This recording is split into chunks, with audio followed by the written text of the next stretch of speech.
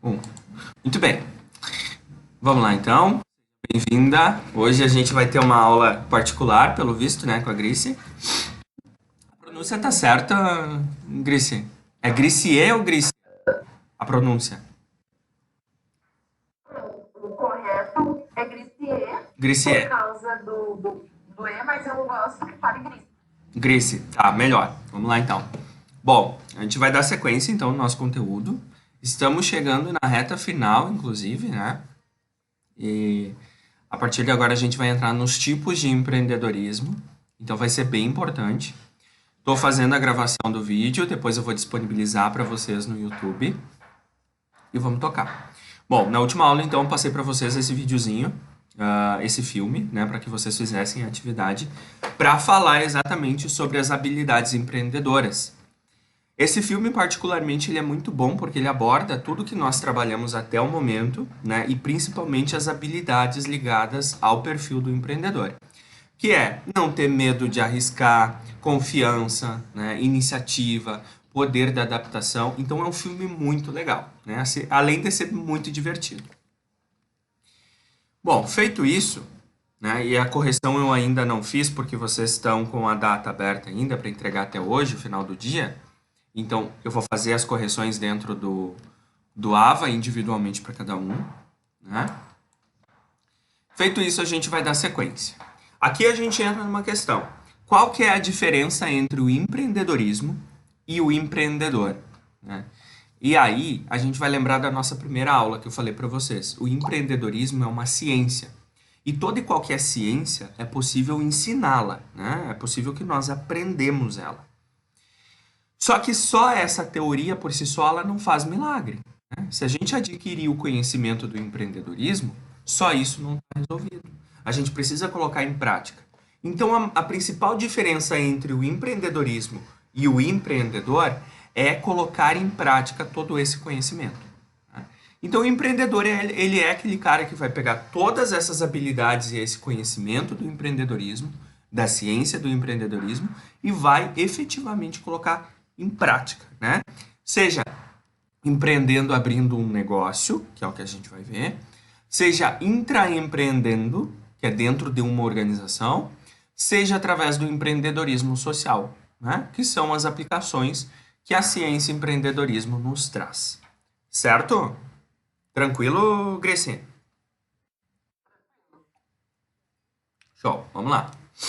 Aí a literatura nos traz três grandes perfis de empreendedores.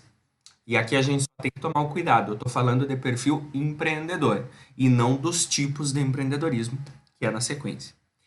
Desses três grandes tipos de perfil empreendedor, está mais ligado para aquelas pessoas que querem efetivamente abrir um negócio, tá? Então a gente tem o primeiro deles, que é o experiente. Esse cara aqui é aquele que ele já tem uma bagagem, né? Ele já tem uma vivência no mercado.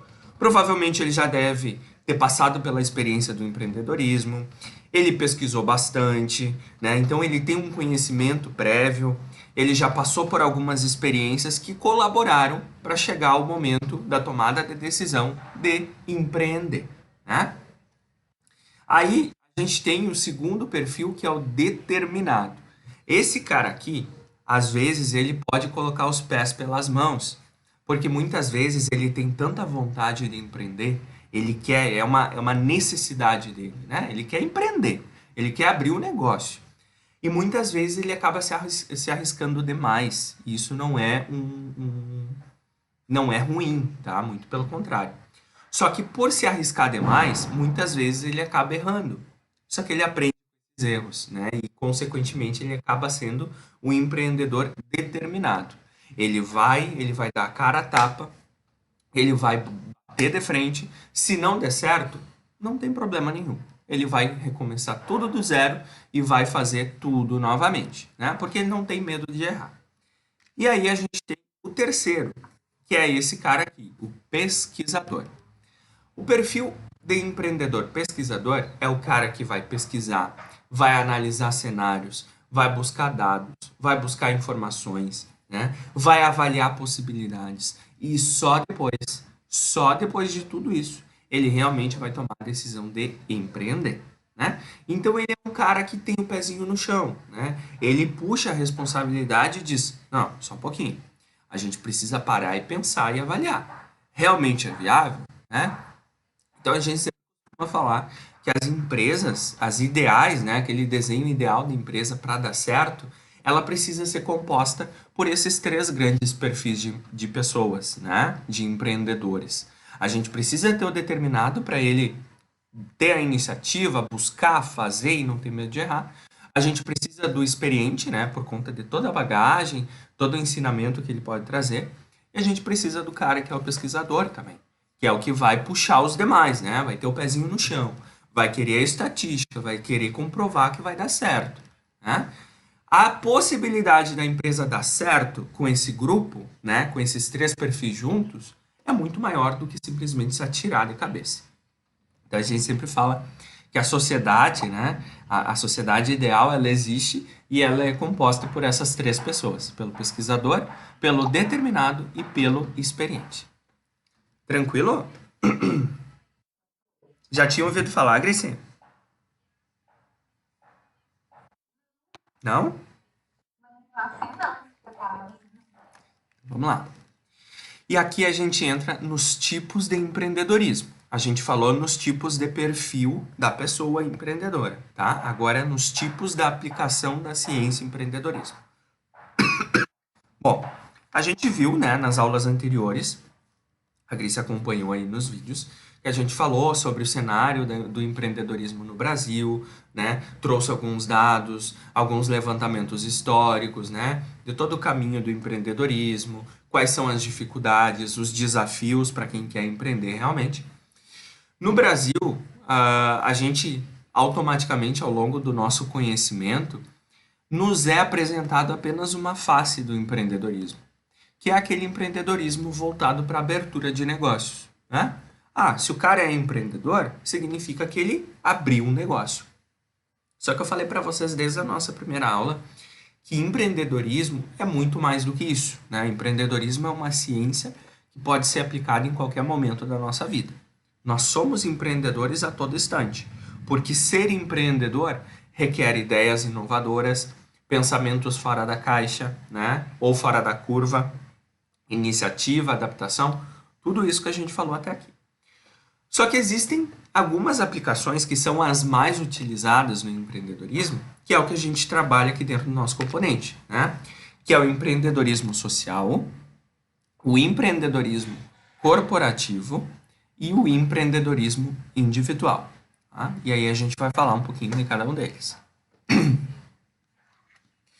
Bom, empreendedorismo social basicamente significa que eu entendo que o meu papel na sociedade onde eu vivo, ele é muito importante. E logo eu vou fazer dessa importância uma representatividade para tentar buscar melhorias, buscar mudanças reais que impactam diretamente na vida de toda essa sociedade, né? Então, basicamente, aqui dentro do empreendedorismo social, eu vou aplicar todas as habilidades, né, do empreendedor que a gente vê, né, que a gente viu recentemente, porém em uma causa, né, em um objetivo em comum.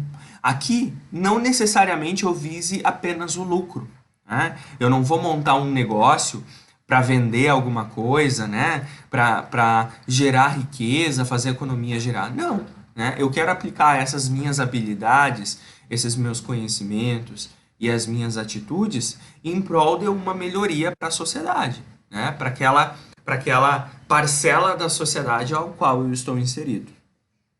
E aí eu trago, né, alguns exemplos para a gente entender melhor. Conhece esse cara aqui, Gricinho? Conhece, né? Barack Obama. Esse cara aí simpático foi o 44º presidente dos Estados Unidos, né? E ele é um exemplo de empreendedor social. E aqui a gente não entra nem no mérito pelo fato dele ter sido o primeiro presidente negro dos Estados Unidos, né? A gente entra na questão da representatividade que ele trouxe e do legado que ele deixou para a sociedade norte-americana, né? Aqui tem algumas pesquisas mostrando, né, que ele foi eleito como um dos melhores presidentes dos Estados Unidos na história recente. Seja por conta dos projetos sociais que ele desenvolveu, né, das melhorias políticas que ele desenvolveu e dos programas políticos que ele desenvolveu, né, seja pelos projetos, pelo engajamento dele nas causas sociais das minorias, né, buscar uma sociedade igualitária, né, tentar diminuir a diferença social, tanto de renda quanto de divisões sociais dentro dos Estados Unidos. Então, todos esses papéis que ele assumiu ao longo do seu mandato, dos seus mandatos, né, como presidente, isso tudo trouxe um legado muito grande para a sociedade. Então, logo, a gente pode dizer que ele é um empreendedor social, pelo simples fato de que ele usou todas as habilidades, o conhecimento e as atitudes empreendedoras que ele tem em prol de mudanças significativas para a sociedade, né? Então, o empreendedor social é aquele cara que ele vai trazer algum legado, ele vai querer mudar alguma coisa. Obviamente que aqui o exemplo que eu trago é um presidente, né? Representava uma nação inteira. Mas para ser um empreendedor social, eu não preciso, né, assumir um posto na política. Eu não preciso atingir determinado patamar. Não, a gente pode ser empreendedor social aplicando as nossas habilidades que nós temos, né, em pequenas situações. E essas pequenas situações, elas têm um objetivo de melhorar a nossa sociedade que a gente está inserido, né? Tranquilo aqui, Cristina? Outro exemplo. Essa aqui tu conhece? A Greta?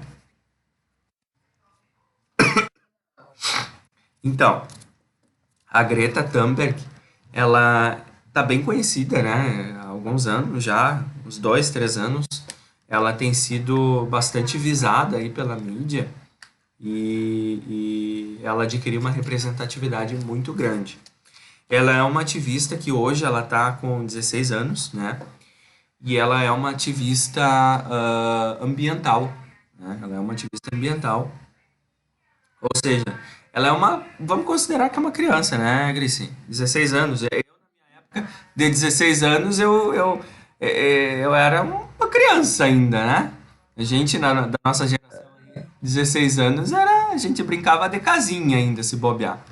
Bom, e aí a Greta, ela pensa o seguinte: não é pelo fato de que eu tenho pouca idade que eu vou enxergar as coisas que estão acontecendo e eu não vou tentar fazer nada, né? Não, só um pouquinho.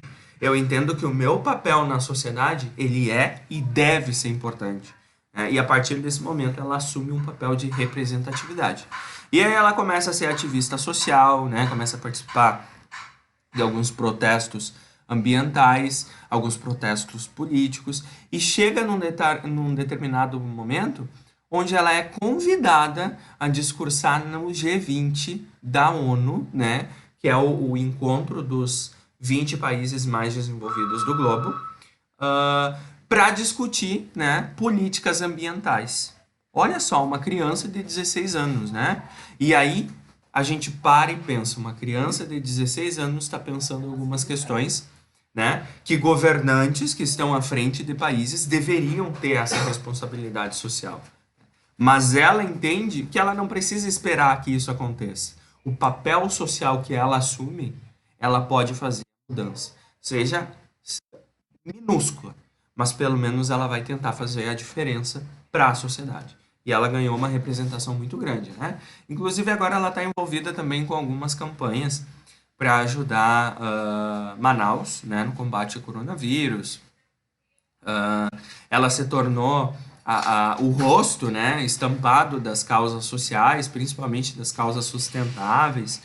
E tem uma frase dela que é muito legal, que eu gosto muito, que é essa aqui: como não posso voltar, né, e até então, antes dos 16 anos, ela ainda não podia votar, né, essa é uma das maneiras que eu posso fazer minha voz ser ouvida. Ou seja, ela entende que a representatividade que ela tem, né, por mais que ela não pudesse votar, né, participar do processo de votação, ela podia atribuir uma alguma mudança significativa na sociedade. E o que ela escolheu foi o ativismo social, né? O ativismo ecológico. É bem legal a história dela, Grace. Se tu quiser, isso, dá uma pesquisada, ela tá bem envolvida nessas questões aí, é bem importante. Bom, daí a gente vem para a segunda aplicação da nossa ciência empreendedorismo, que é o empreendedor corporativo. E aqui provavelmente tu vai te identificar. Quem é o empreendedor corporativo? O empreendedor corporativo, ou o intraempreendedor, que a gente também vai enxergar esse nome, né, na literatura, é aquele cara que tem todas as habilidades, todo o conhecimento e todas as atitudes do empreendedor, né? Proatividade, dinamismo, poder de adaptação, resiliência, né? Inovação, tudo isso. Porém, tem uma coisa diferente com ele. Ele não quer abrir um negócio, né? Ele não quer. Mas também ele entende que o empreendedorismo social não é dele, né? Ele não consegue se envolver com essas questões sociais, ele não tem o poder de... Enfim, né? Ele resolve não empreender social. E ele também resolve não abrir uma empresa. Mas esse cara aqui, ele vai intraempreender. Isso significa o quê? Não interessa a posição que ele trabalha na organização. Ele pode ser recepcionista, ele pode ser vendedor, ele pode ser do comercial, ele pode ser do setor de vendas, ele pode ser da área de produção, não interessa. Mas esse cara aqui, ele vai tentar fazer diferença dentro da empresa que ele está inserida. Por isso a palavrinha intraempreendedor. Ou seja, ele vai aplicar todas aquelas habilidades, vai tentar ser diferente, pensar diferente, buscar coisas diferentes, porque ele entende sim que o papel dele é importante dentro daquela organização. E aí, automaticamente, esse cara aqui, ele assume a responsabilidade, né? Ele puxa a responsabilidade para ele. Provavelmente você já deve ter ouvido falar na questão de vestir a camiseta, né? O intraempreendedor é esse cara, ele veste a camiseta. O intraempreendedor é aquela pessoa que ele não vai se limitar ao que o contra-cheque fala, né? E aí pode ser, Grace, que tu tenha algum colega de trabalho, né? Que diga, mas eu não recebo para fazer isso. Né? Provavelmente, né? Todo mundo tem aquela pessoa que fala assim, desculpa, eu não recebo para fazer isso. Esse cara aqui, ele entende que não é o contra-cheque que vai limitar ele. Né? Não é o contra-cheque que vai ditar o que ele pode e o que ele deve ou não fazer. Porque ele entende que num primeiro momento ele não está fazendo aquilo para a empresa apenas. Ele está fazendo aquilo para ele. Porque a partir do momento em que ele se desenvolve, que ele busca aplicar esses conhecimentos e habilidades, faz bem para ele. Né? E automaticamente ele acaba, né, evoluindo. E isso, consequentemente, traz resultados para a empresa. Tu é assim, Gracie? Pois é, né? E aí é tão ruim quando a gente vê as pessoas que acabam pensando dessa forma, né? Não vou fazer, enxerga algo por fazer, né? Por exemplo, tu não trabalha na área da limpeza, e isso acontece bastante lá no meu trabalho, né? Tu não trabalha com a limpeza, a gente tem uma colaboradora exclusiva para trabalhar com isso. É a função dela. Mas não é por causa disso que eu vou enxergar uma xícara suja na pia e eu não vou lavar. Eu não vou colaborar, eu não vou fazer algo que está fora da minha atribuição. Ou não é por isso que eu não vou ajudar o meu colega que está tendo alguma dificuldade. Não é por conta de que não é minha atribuição que eu não vou tentar entender e ajudar o meu colega. Né? Então, automaticamente, esse cara ele não está fazendo isso apenas para a empresa. O resultado da empresa, por conta das atividades dele, é uma consequência. Mas ele tem em mente de que ele está fazendo isso para ele. Ele está se desenvolvendo. E automaticamente, né, ele vai acabar destoando aos demais. Ele vai ser a pessoa que vai sair na frente, vai tomar a iniciativa, né, vai enxergar possibilidades onde está todo mundo enxergando o problema. Né? Esse aqui também faz isso, esse cara faz isso, né? Enquanto tá todo mundo ali de bracinho cruzado dizendo, tem que arrumar aquilo ali, a gente precisa resolver, né? Esse aqui manga as manguinhas e diz, não, só um pouquinho, dá licença aí que eu vou resolver esse troço. Ele pode nem conseguir, né? Mas pelo menos ele tentou. E só o fato de tentar já é um sinal de que ele toma a iniciativa. E isso é muito importante, né? Principalmente no cenário que a gente está vivendo agora. Olha só, as empresas estão constantemente em busca da inovação e de um diferencial para ampliar a sua vantagem competitiva. O que a gente pode interpretar disso aqui? Que automaticamente, se a empresa dá possibilidades, né? Porque a empresa tem que dar possibilidade para este perfil. Ele não vai conseguir se desenvolver dentro de uma organização que não dá esse espaço para ele, né? E isso aconteceu comigo.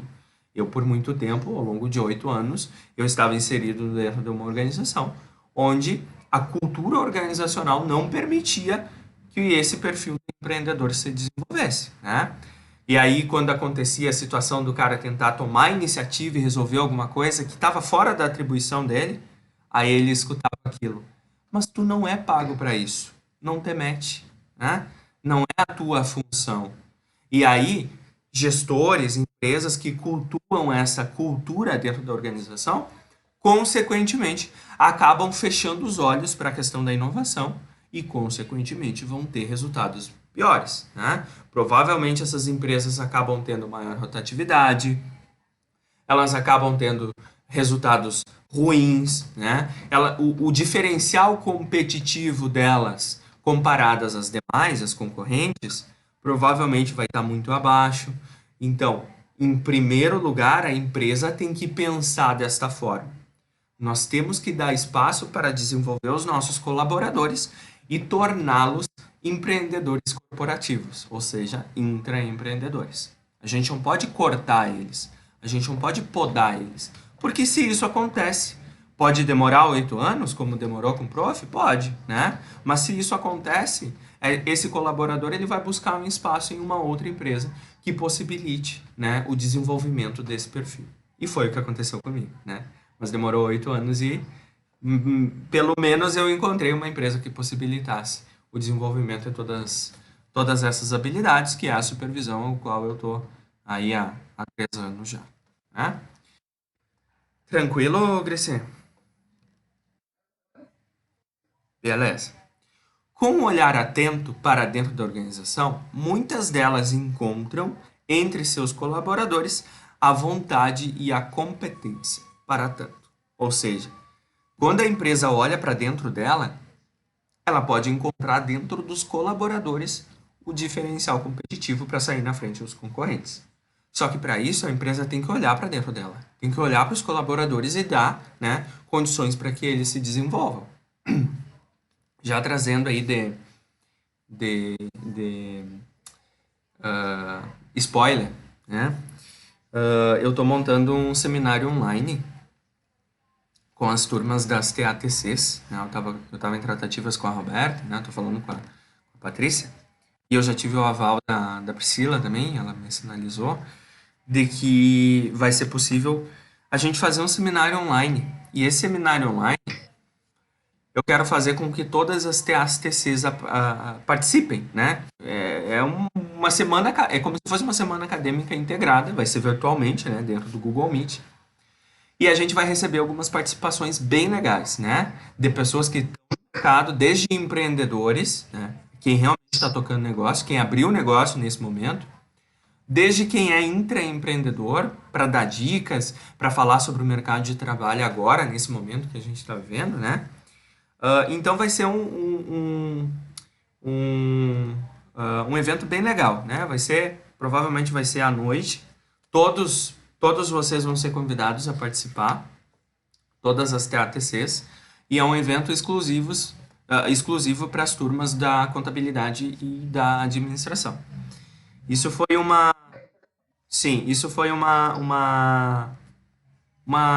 queixa minha, né? Porque eu vejo a enfermagem, eu vejo os demais cursos da saúde se mobilizando, né? Realizando eventos, seja no virtual, seja, né? Enfim.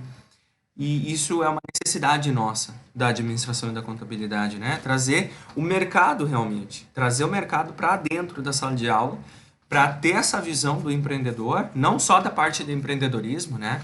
Porque daí a gente vai poder falar sobre gestão de pessoas, até sobre a parte da contabilidade também, de repente, mas para ter uma visão do que está acontecendo no mercado, que é a realidade, né? Porque eu sempre digo, a teoria ela é bonita, mas a prática é totalmente diferente.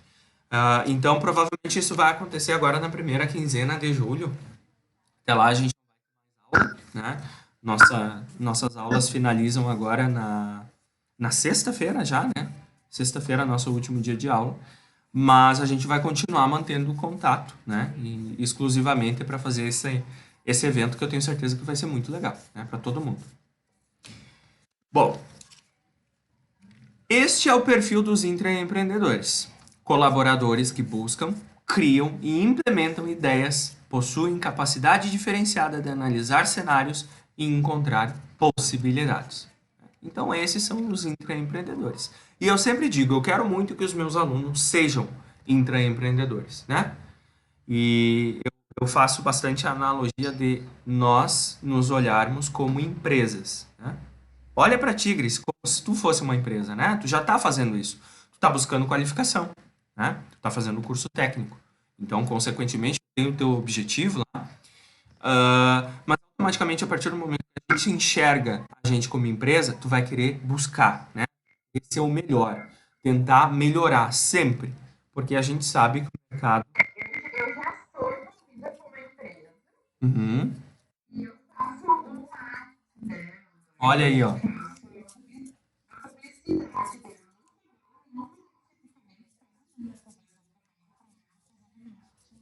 Que legal. Qual é a empresa que tu trabalha, Gricinha? Ah, que legal, que legal. Olha aí, ó. Viu?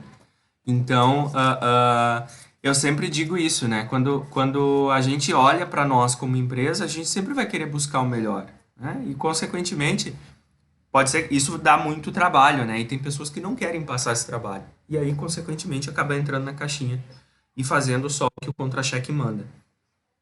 E não tá errado, né? Que fique bem claro, não tá errado. Afinal de contas, cada um tem o seu objetivo.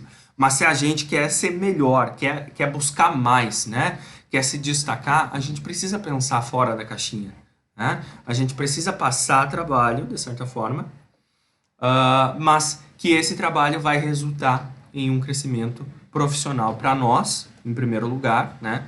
Mas, consequentemente, para a empresa a qual a gente está inserido. Então, isso é muito legal.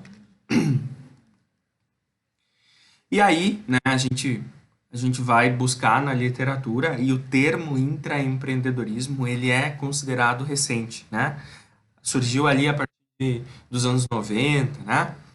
E aí, muito tem se falado como a gente pode estimular o intraempreendedorismo, né? Como que a gente pode fazer com que os nossos colaboradores se desenvolvam empreendedores corporativos. Porque automaticamente, a partir do momento que a gente faz isso, que a empresa consegue fazer isso, ela acaba desenvolvendo uma cultura inovadora, porque daí ela vai incentivar os colaboradores a pensar diferente. E pensar diferente, a gente viu que é a inovação. Então, existem várias formas. A primeira delas, e tem que ficar muito claro, é não cortar os teus colaboradores, não cessar o processo de desenvolvimento dos colaboradores.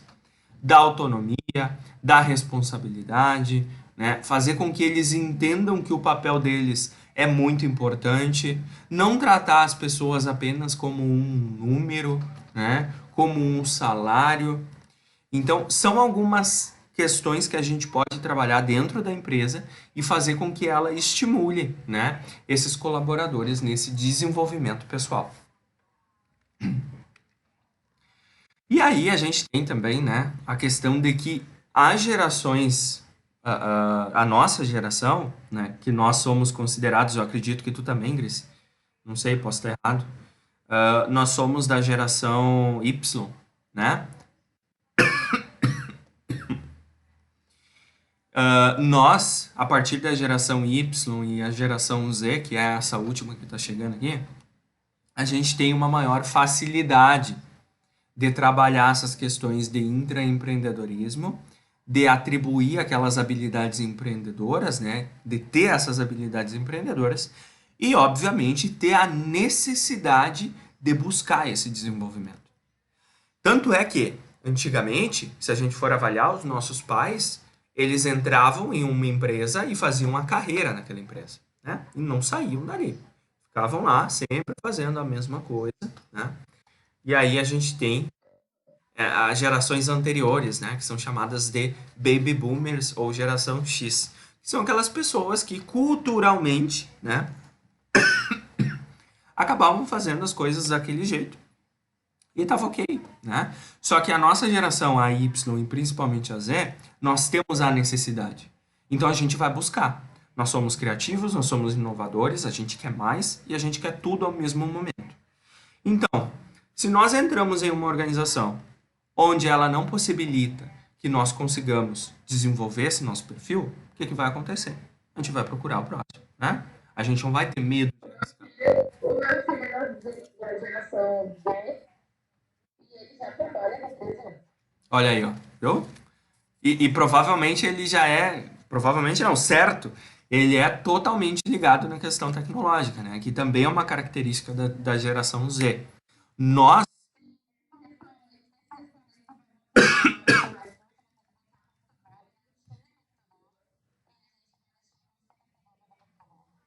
Ah, que legal, olha aí, ó. E nós, graças a Deus, nossa geração Y ali, a gente pegou a transição, né, da era tecnológica. Então a gente conseguiu acompanhar isso. Geração Z e os baby boomers tiveram muita dificuldade, porque isso não existia na época deles, né? Então eles tiveram que se adaptar a esse novo cenário. Nós pegamos a transição, então a gente aprendeu e conviveu com isso muito bem. A geração Z já nasce na era tecnológica, né? Já nasce, tanto é que se tu entregar um telefone para uma criança, fica apavorado, porque ela sabe mexer com o telefone como se fosse né, algum trabalhador da Apple. A gente fica bem assustado. Mas o que que é isso? Por conta de que a nossa geração, e isso é tudo uma transição, né? A evolução da sociedade, enfim. Essa geração Z, ela tá mais pronta, ela tá mais preparada, né? E ela já nasce nessa era tecnológica. Então, consequentemente, a geração Y e Z tem maior facilidade, busca, quer ser criativo, quer fazer diferente, e se encaixa melhor nos novos modelos de fazer negócio. Porque esses novos modelos de fazer negócio são criados exatamente por essa geração aqui, né? E aí a gente tem o iFood, que tu acabou de dar como exemplo, que até pouco tempo atrás não existia, tá? E é um exemplo de um serviço totalmente inovador, né? Através de uma plataforma digital, um aplicativo, tu pede comida. Então, nossa geração Y e a geração Z tem maior facilidade de se adaptar a esse novo mercado, até por conta de que esse novo mercado, esse novo cenário, quem está ditando regra são essas duas gerações. E, consequentemente, o pessoal ali que ficou para trás, né, o Baby Boomer e a geração Z, eles precisam, né, acompanhar e se adaptar, porque senão vão ficar para trás. Então, é bem legal essa parte aqui. Então, só para finalizar. Tranquilo aqui? Beleza. E aí a gente entra no último tipo de empreendedorismo, na última aplicação da ciência empreendedorismo, que é o empreendedor individual. Este aqui realmente é o cara que quebra o negócio. Ou seja, ele tem todas as habilidades, todos os conhecimentos e ele tem as atitudes necessárias para se jogar no mercado e abrir um negócio, né?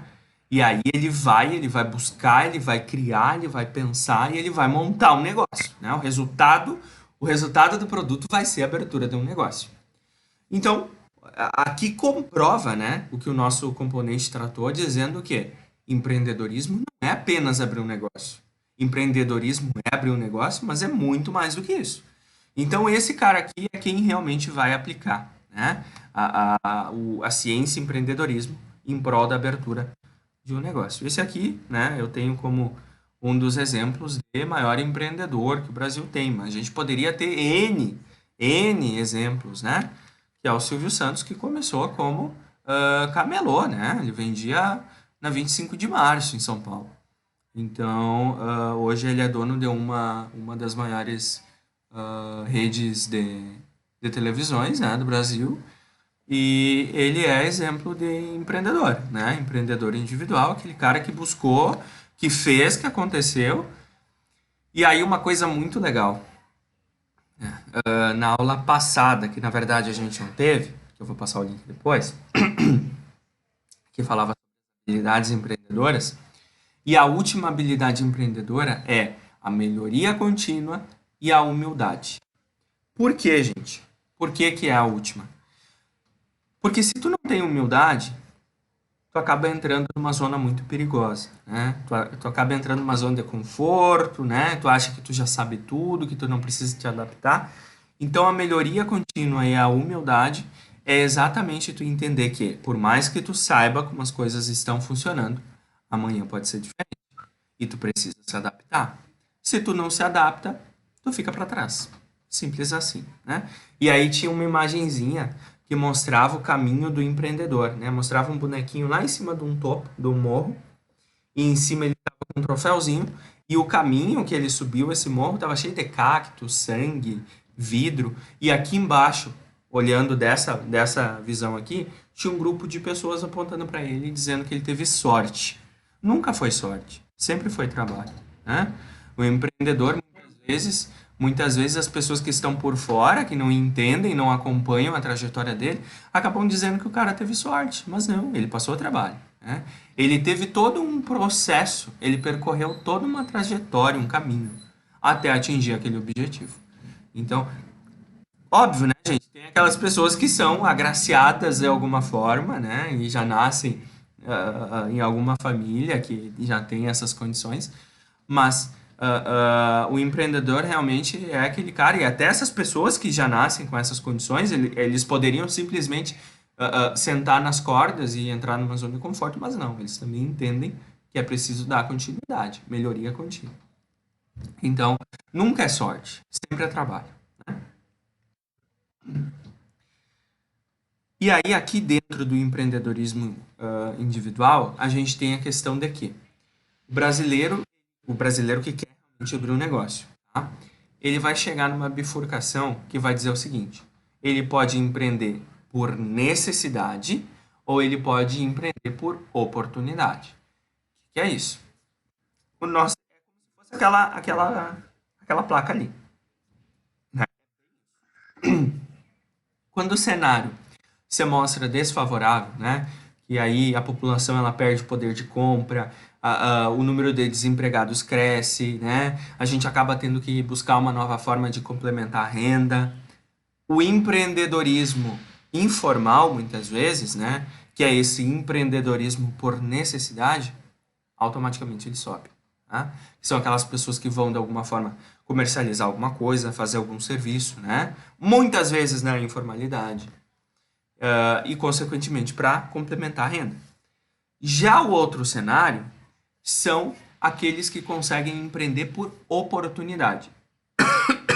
Ou seja, são aquelas pessoas, né, e geralmente aquele perfil do pesquisador, que a gente acabou de ver, que vai pesquisar, vai avaliar, ele tem as condições, né? Ele tem um aporte financeiro, ele faz todo um planejamento financeiro, ele sabe qual que vai ser o caminho, ele faz os cenários, né? Ele desenha os cenários, e aí então ele toma a atitude de empreender. Então, são essas duas possibilidades.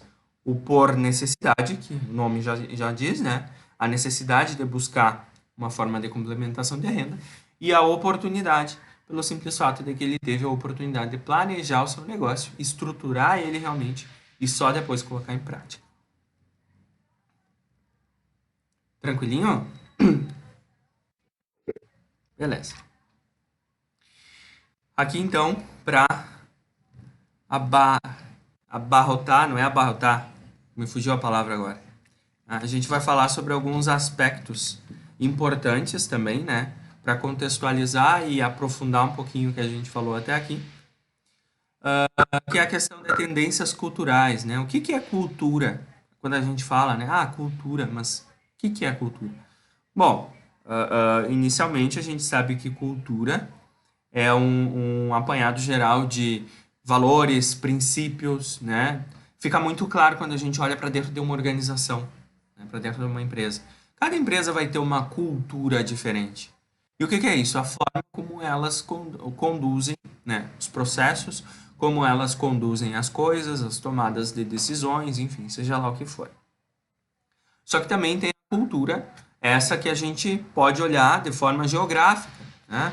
a cultura do Rio Grande do Sul, né? A maneira como a gente se comporta, a maneira como nós cultivamos as nossas tradições. E aí a gente abrange um pouco mais. Tem a cultura do Brasil, né? Então, cultura nada mais é do que a maneira como nós conduzimos as coisas, né? E como nós enxergamos essas questões. Então, quando a gente vai falar qual é o papel da cultura para o empreendedorismo, né? E tem alguns autores que dizem que a cultura empreendedora ela pode ser avaliada da seguinte forma: existem locais, né, avaliando a cultura geográfica, existem locais que são mais propícios para o desenvolvimento do empreendedorismo, né? Existem polos, a gente já ouviu falar bastante disso, né? Polos que são fomentadores do empreendedorismo. E aí, se a gente for um pouquinho mais a fundo, a gente vê, né, em algumas pesquisas e até na própria literatura, que um desses principais polos no mundo inteiro, né, do local geográfico, da cultura, do local que respira empreendedorismo, é o Vale do Silício, né, nos Estados Unidos, que é o local onde a gente tem o boom, né, do empreendedorismo e da questão tecnológica. Então, a cultura, quando a gente vai trabalhar cultura para o empreendedorismo, é preciso tomar cuidado, porque daí a gente pode estar avaliando a cultura da empresa, a gente pode estar avaliando a cultura do local a qual ela está inserido, né, Santa Maria. A gente pode estar avaliando a cultura regional, né, a gente pode estar avaliando a cultura do país inteiro. Então, consequentemente, né, as coisas elas não vão ser 100% iguais. Tem lugares onde o empreendedorismo vai fluir naturalmente. Tem outros lugares, né, que aí por algumas questões de desenvolvimento, de índice de desenvolvimento humano, né, do próprio poder aquisitivo das famílias, são lugares menos propícios para o empreendedorismo. Então, essas questões aqui, elas também precisam ser avaliadas quando o empreendedor quer abrir um negócio. Ele não pode simplesmente achar que aquele local é o mais adequado e abrir, e ponto, né? Ele precisa ter uma visão abrangente e olhar o cenário completo. Dúvida, Gracie? Não?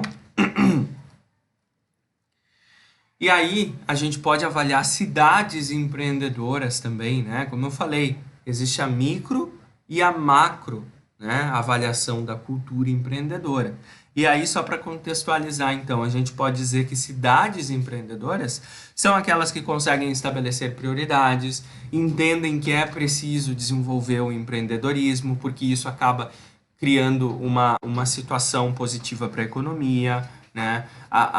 O poder aquisitivo das famílias acaba rodando, fazendo a roda da economia girar. Quanto mais empreendedorismo, mais empregos. Quanto mais empregos, mais consumo e, consequentemente, mais desenvolvimento, né?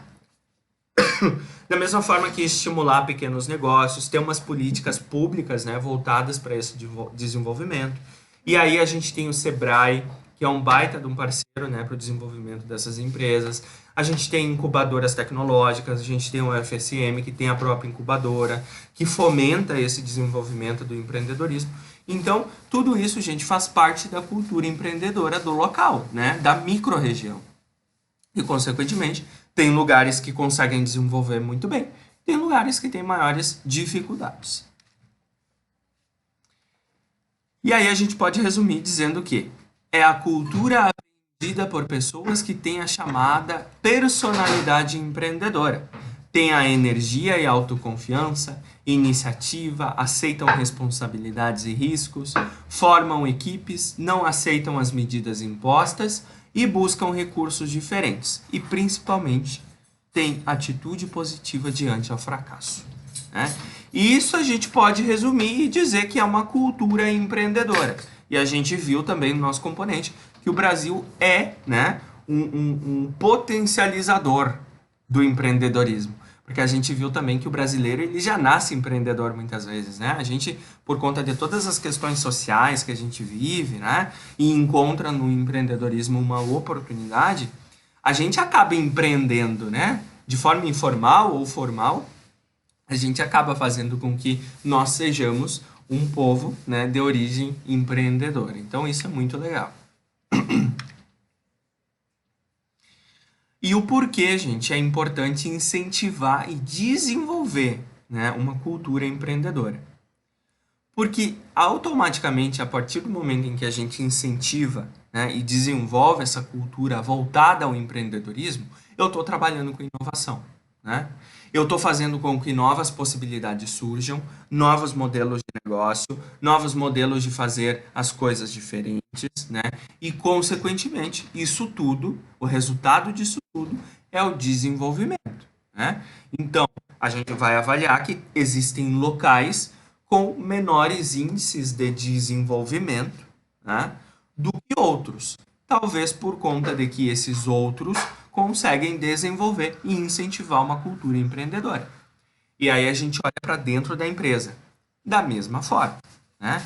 Existem empresas que incentivam e desenvolvem uma cultura empreendedora e existem aquelas empresas que acham que tudo isso aqui é bobagem, que não tem necessidade nenhuma. Afinal de contas, eu sempre fiz as coisas desta forma. E eu sempre vou fazer assim. Não tenho por que eu fazer diferente. Empresas que pensam assim, consequentemente, acabam tendo resultados piores. Tá?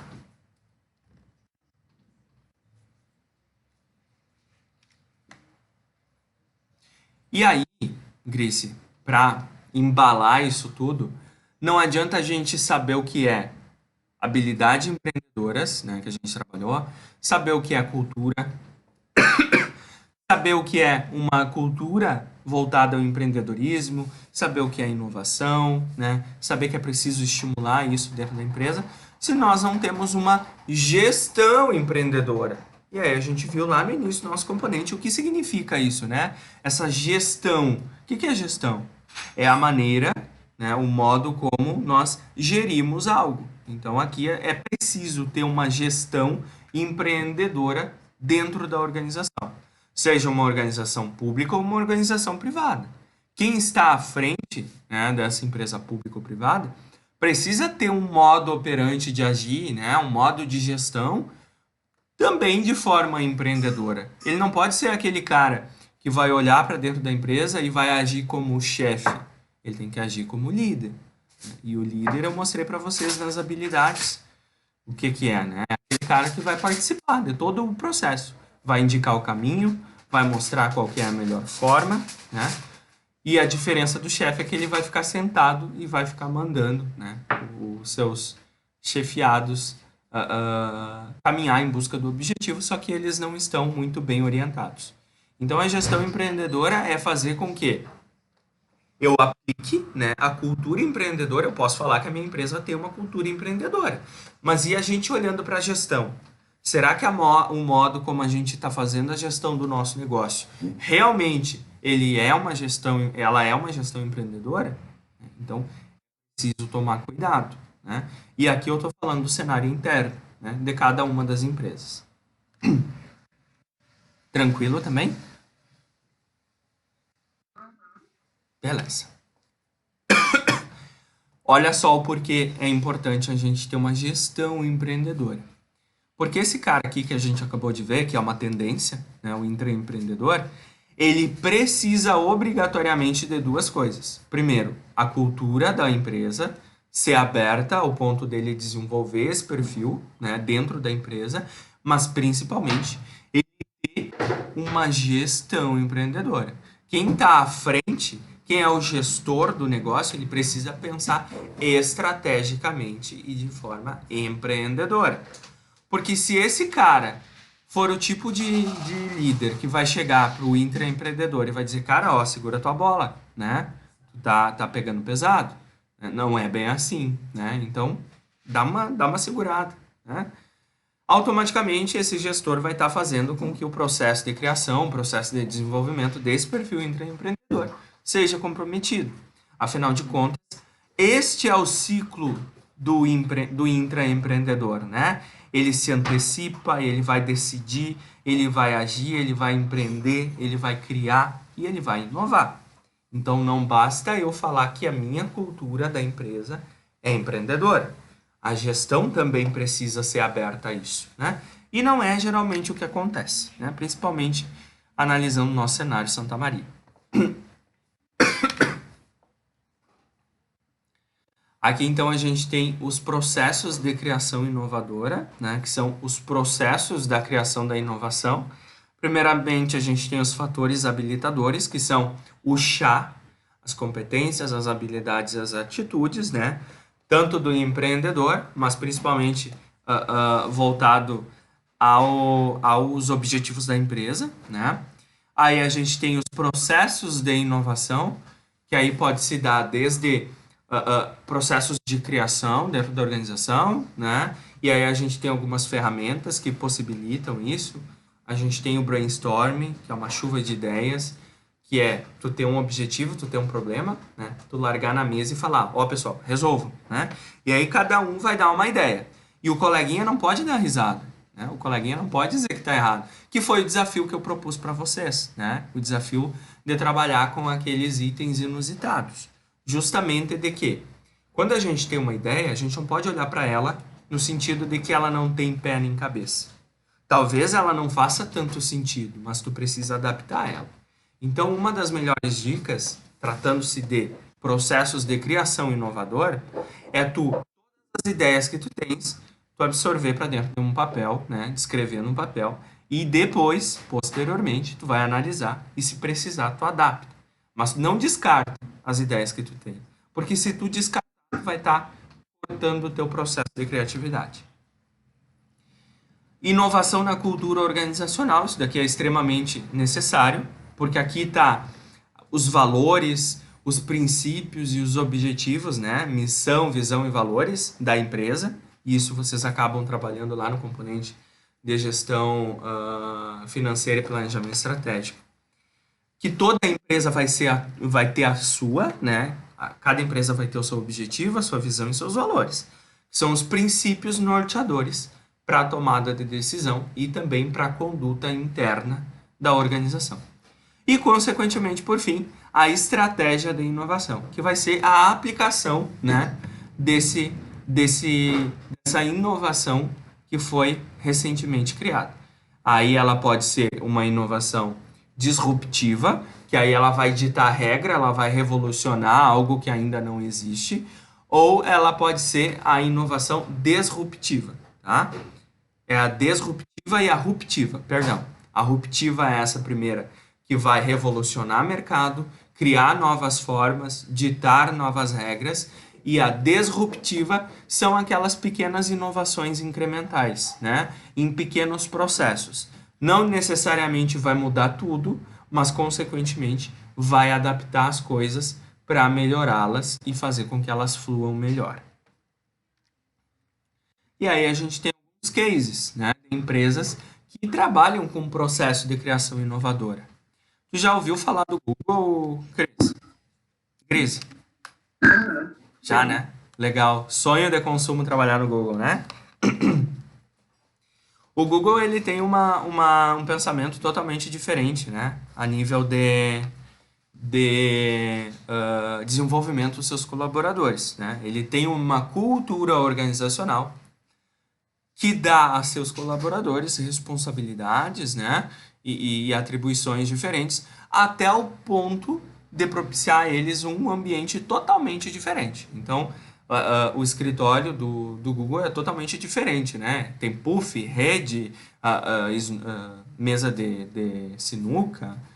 Então, é um ambiente que, segundo a empresa, segundo a cultura organizacional da empresa, ajuda ao desenvolvimento, né, dos seus colaboradores e, consequentemente, ajuda no processo de criação, né, de toda a tomada de decisão dentro da empresa. E isso já foi comprovado através de pesquisas, né, que a entrega dos colaboradores deles, né, dessa empresa, é super alta, é super qualificada. Então, é um case que a gente acaba estudando aí, né, dentro do componente de empreendedorismo, assim como o Facebook. O Facebook também tem essa pegada, né? Ele adota uma cultura flexível, né? Tanto que é possível que cada colaborador possa organizar o seu ambiente de trabalho da forma como bem entender, né?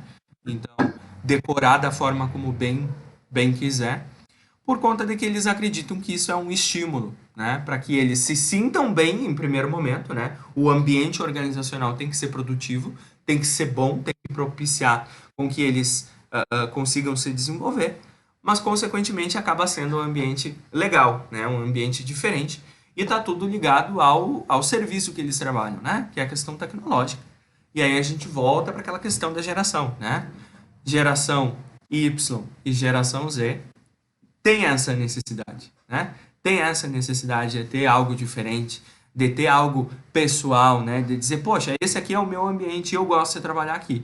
E aí não interessa se a tua decoração possa ser, né, um cenário do Mario, enfim, seja lá o que for. É uma pequena coisinha, né, comparado a todo o processo organizacional, mas que sim faz a diferença no desenvolvimento dos seus colaboradores e, consequentemente, no desenvolvimento do processo da criação inovadora. Aqui a gente finaliza com o caminho do empreendedor. A gente viu que nem tudo é um mar de rosas, né? A gente viu o desafio do empreendedor e aqui eu trouxe alguns exemplos de pessoas empreendedoras para a gente poder discutir, né? E esse aqui eu tenho como um dos mais influentes. E o caso do Jobs é que a vida dele, a vida empreendedora dele, porque ele sempre foi um empreendedor, foi pautada pela tentativa e pelo fracasso, né? Ele foi demitido da própria empresa em 1985. E aí depois ele voltou e voltou como CEO. Então, é um exemplo de empreendedor, mas principalmente de intraempreendedor e também eu diria de empreendedor social, né? Por conta de todos os projetos sociais que ele acabou se envolvendo, mas para mostrar, né, e comprovar, desculpa, que o caminho do empreendedor nem sempre vai ser uma maravilha. E quando ele atingiu o seu objetivo, quando ele chegou lá no topo segurando o troféuzinho, teve gente que olhou e falou que ele teve sorte. Mas não, ele teve muito trabalho. Esse aqui tu conhece, Gracie?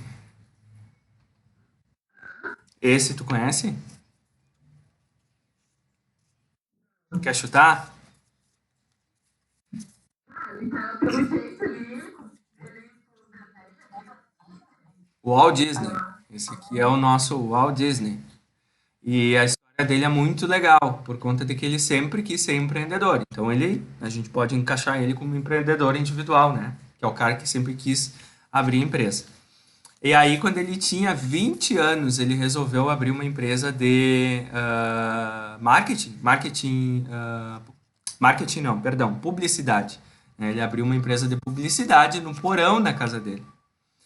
Na garagem, né? No porão e na garagem da casa dele, dos pais. Ele morava com os pais na época. E aí, ele sempre teve essas habilidades empreendedoras e queria fazer a diferença, buscar fazer a diferença. Só que o modelo de negócio que ele adotou não fluiu, né? Tanto é que ele acabou adquirindo algumas dívidas ali com fornecedores, né? E ele tinha apenas um cliente na carteira de clientes. Ele poderia ter desistido, né? Ter largado tudo e ter dado por resolvido e querer fazer carreira em outro lugar. Só que Walt Disney. Só que olha só que legal, como se deu a criação, né, do primeiro personagem da Disney, que é o Mickey Mouse. Como ele trabalhava no porão da casa dele, e esse porão tinha muitos ratos, ali ele teve a sacada de criar o personagem, né? Então ele era um publicitário, né? Ele trabalhava com essas questões e ele acabou criando, né? Inconscientemente ele acabou criando o maior personagem do Walt Disney que a gente conhece até hoje, que é o Mickey, né? O Mickey Mouse. Mas isso deu através de uma criação que ele teve lá na época onde ele estava tendo o maior fracasso, que foi quando ele faliu essa empresa de publicidade, né? Aos 20 anos. Ele poderia ter desistido, mas não, ele acabou simplesmente criando, né, um mundo Walt Disney, que a gente conhece até hoje. Esse daqui também é um cara bem ligada a essa questão intraempreendedora, e ele é mais desconhecido, assim, né, a imagem dele, mas o que que acontece? A história dele, quando ele tinha seus 10, 11 anos, e talvez tu também já teve essas ideias, assim, Gris, eu tive também, de vender limonada na frente de casa. Já pensou? Quando a gente era criança? Pois é, né? E aí o que que acontece? Ele começou a vender laranjas, tá? Laranjas na frente da casa. Ele montou um barraquinho assim e começou a vender. E aí o pessoal usava a desculpa de que não queria comprar as laranjas porque teria que descascar, né? E aí sabe, né? Aquelas desculpas para dar para criança. E aí ele disse, tá, mas o pessoal tá falando que não quer comprar por isso, então eu vou resolver o problema deles. Aí começou a usar o liquidificador, né, da família e começou a vender sucos, né? E aí automaticamente ele começou a vender e mesmo assim o pessoal começou a usar qualquer desculpa para não comprar. Mas aí teve toda, né, o crescimento ali, enfim, o envolvimento dele com essa parte de empreendedorismo. Ele enxergou na possibilidade da utilização desses eletrodomésticos, né, como um potencial muito grande para aquela época, que era anos 80, ali, anos 90, e começou a apostar muito nisso. Então ele começou a pegar em pequenas quantidades, revender esses eletrodomésticos, e hoje a gente tem uma empresa aí que fatura mais de 9 bilhões no ano, que é a Ricardo Eletro. Então esse cidadão aqui é o seu Ricardo, que é o CEO da empresa, né? Então mostrando aí que o caminho do empreendedor é sempre, sempre tentativa e fracasso. Pode ser que ele acerte, pode ser que não. Mas o empreendedor, e aqui eu trago para a questão de que não necessariamente a gente quebra uma empresa, tá? Esses aqui são cases, são exemplos de pessoas que abriram empresa. Mas não necessariamente a gente está falando apenas da questão da abertura, né? Nós, como intraempreendedores, e eu me qualifico como, o nosso caminho é tentativa e erro. Pode ser que a gente inicie trabalhando numa empresa e talvez a gente demore 8 anos para se dar conta de que aquela empresa não possibilita o teu desenvolvimento, né? Mas tu não pode fracassar, tu não pode se acomodar, né? Pode ser que demore um pouco, pode ser que demore, mas tu tem que buscar o diferente, tu tem que buscar o ambiente onde tu consiga se desenvolver, tu tem que buscar o teu desenvolvimento, que é isso que tu está fazendo, buscando o curso técnico e chegando aí, né, a essa pequena etapa que é a conclusão do componente de empreendedorismo, né? Então, eu espero ter contribuído de alguma forma e eu tenho certeza que tudo que a gente acaba tratando aqui dentro do nosso componente, a gente vai acabar refletindo isso, né? Eu sempre digo. Pode ser que para algumas pessoas não faça tanto sentido, né? Até por conta de que é um conteúdo que ele não é técnico. É um componente que não é técnico. E daqui a pouco vocês querem trabalhar com a contabilidade, né? Poxa, quando é que vai chegar o componente da contabilidade? Mas esse tipo de componente, ele ajuda no desenvolvimento, principalmente o nosso senso crítico, né? Em pensar diferente. Não interessa o que é que a gente vai fazer. É trabalhar com contabilidade, fazer contabilidade, né? Não interessa. Mas a gente precisa fazer isso diferente. Porque eu falei para vocês, se der uma bicuda na esquina, vai saltar 20 pessoas com curso técnico, né? E qual é que vai ser o diferencial de vocês? Então é isso que eu estimulo muito vocês a pensarem, tá? Tranquilo? Beleza, então. Grici, eu vou postar aí no grupo o vídeo da outra turma, tá? Que eu tratei essa de habilidades empreendedoras. Peço para que tu assista. Esse vídeo ele vai estar disponível no YouTube, eu vou botar ali para você.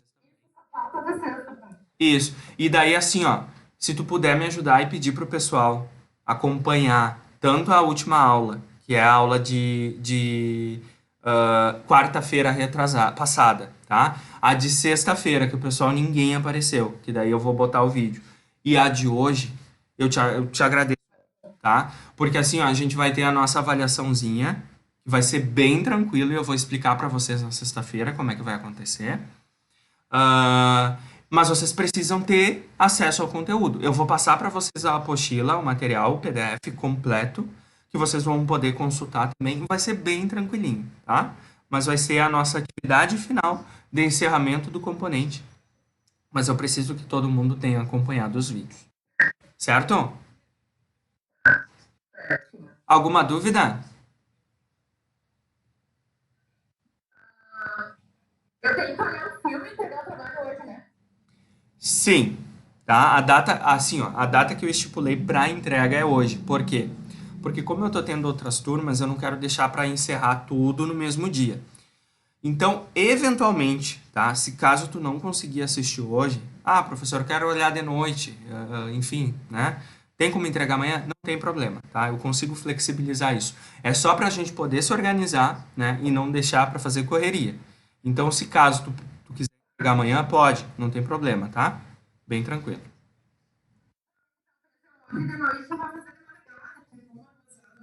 Não, não tem problema, não tem problema. Pode mandar daí, tá? O acesso tá certinho ali? Show de bola, então. Tá? E qualquer coisa, então tá. Obrigado. Tchau, tchau.